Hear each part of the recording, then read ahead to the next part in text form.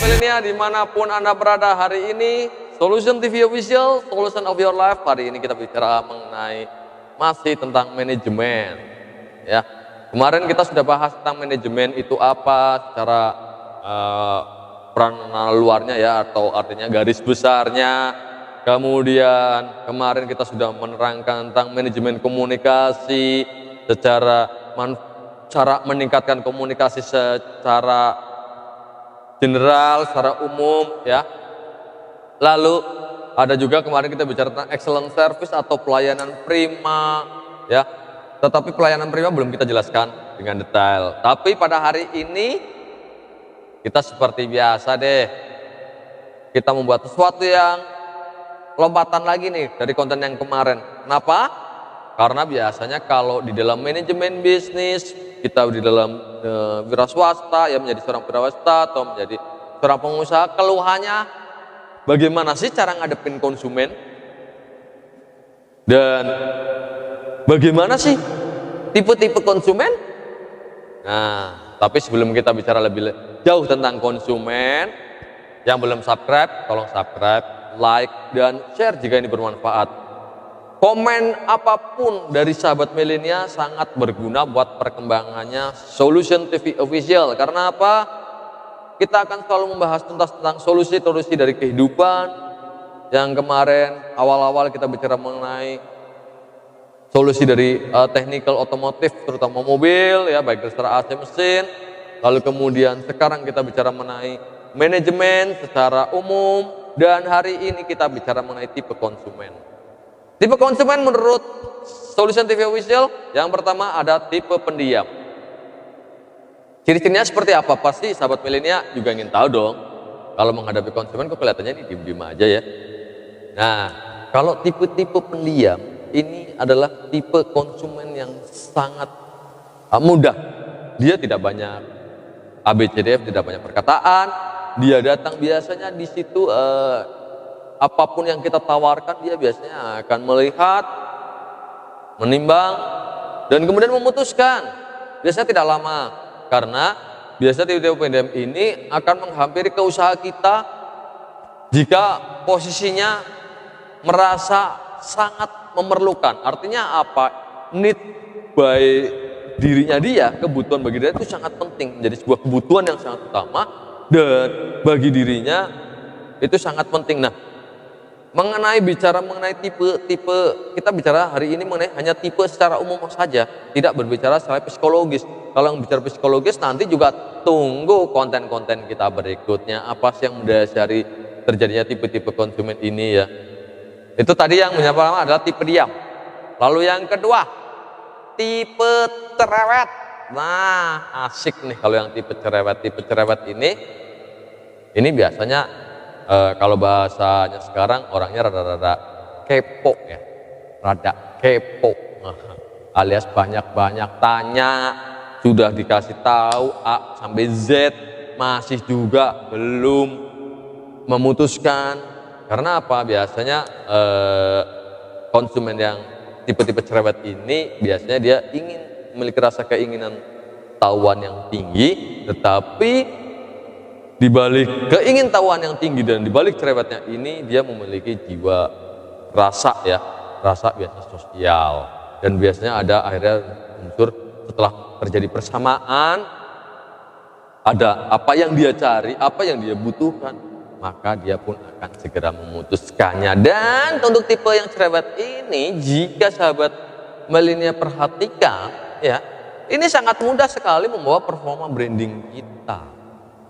Apapun usaha sahabat milenia, dia akan membawa branding kita. Dia mau beli produk sebuah toko, atau mungkin kayak di kita ini kebetulan juga sebagai praktisi dari workshop ya, workshop di sini workshop mobil ya. Kemudian kita ada perawatan ini.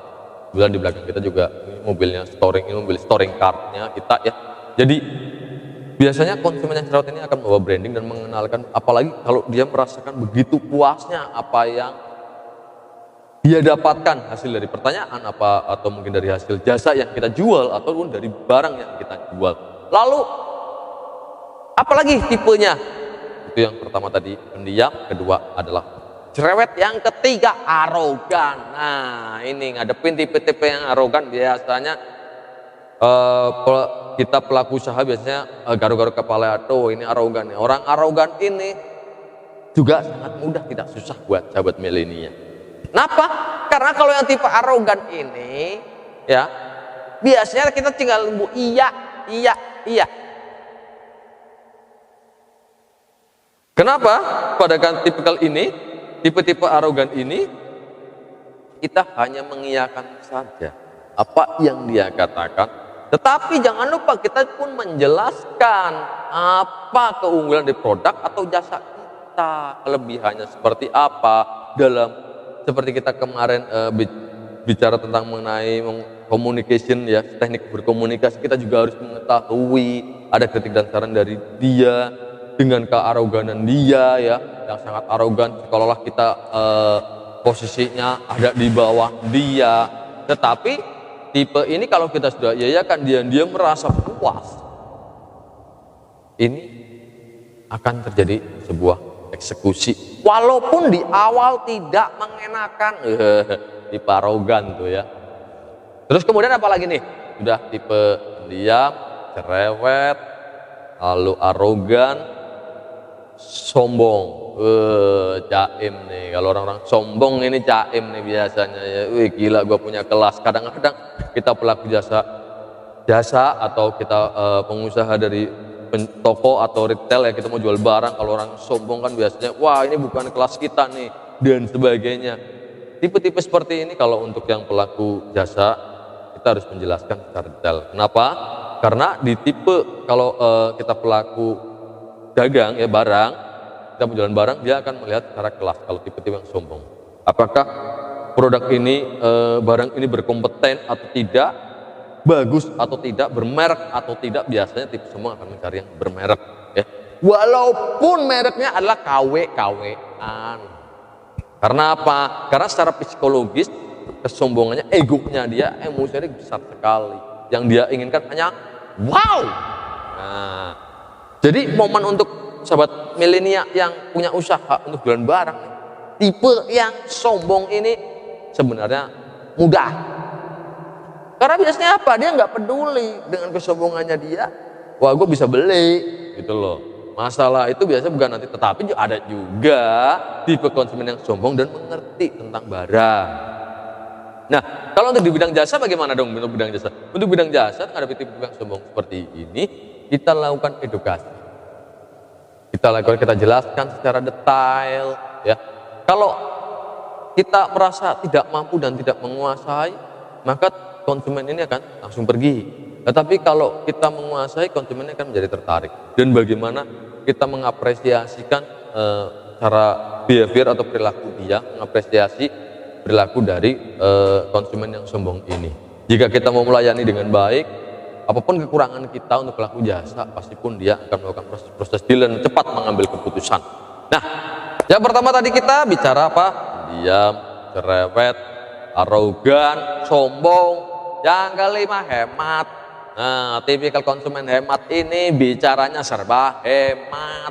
Mau dia apaun juga hemat. Anda mau berbicara A sampai Z juga nyarinya hemat. Nah, tipikal yang seperti ini biasanya ya, tipikal konsumen yang seperti ini nih, kita nggak usah nawarin barang atau jasa yang berkelas-kelas deh.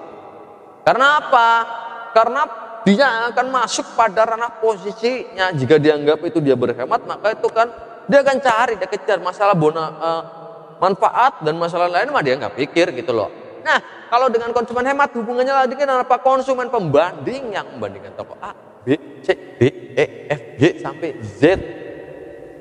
Jika Anda pelaku usaha yang menjual barang atau jasa, ini jika Anda melakukan proses branding positioning diri pada sebuah brand, produk, barang atau jasa yang Anda miliki dan positioningnya berkelas, maka tipikal konsumen hemat atau pembanding ini akan jauh-jauh karena dia merasa diri. Kenapa? Karena pada umumnya tipe hemat dan pembanding ini dia tidak berpikir tentang manfaat, tentang apa. Yang dia pikir orientasinya hanyalah uang. Nah, Itu bicara mengenai konsumen sahabat milenial. Berbicara mengenai apa yang dalam benak pikiran kita, apa yang ada di dalam otak bawah sadar kita. Semuanya itu juga akan kita kupas tuntas pada video berikutnya. Oke? Apa sih yang menyebabkan konsumen itu menjadi memiliki tipikal pendiam, cerewet, lalu sombong, arogan, dan hemat serta pembanding?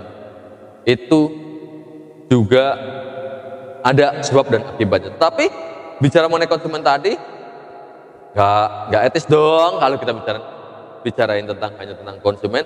Kita juga akan kupas tuntas bagaimana sih tipe pelaku usaha, baik yang barang atau jasa atau apapun itu, pada konten berikutnya. Sebelum nanti kita akan berbicara tentang mind development. Bagi yang belum subscribe, tolong subscribe, like-nya, komentarnya, ya, agar kita lebih edukatif lagi, memberikan inspirasi buat sobat milenial dimanapun berada, sesuai dengan kapasitas kemampuan kita. Kemarin mungkin mohon maaf ya, video kita rada jeda-jeda gitu ya, karena kita bingung mau mulai dari mana, bingung cari konten itu sahabat milenial. Kontennya sudah dapat, tapi mau bahasnya dari mana. Nah, sekarang kita sudah mulai mengalir, dan saksikan video-video kita berikutnya. Thanks for watching, see you in the video and bye bye.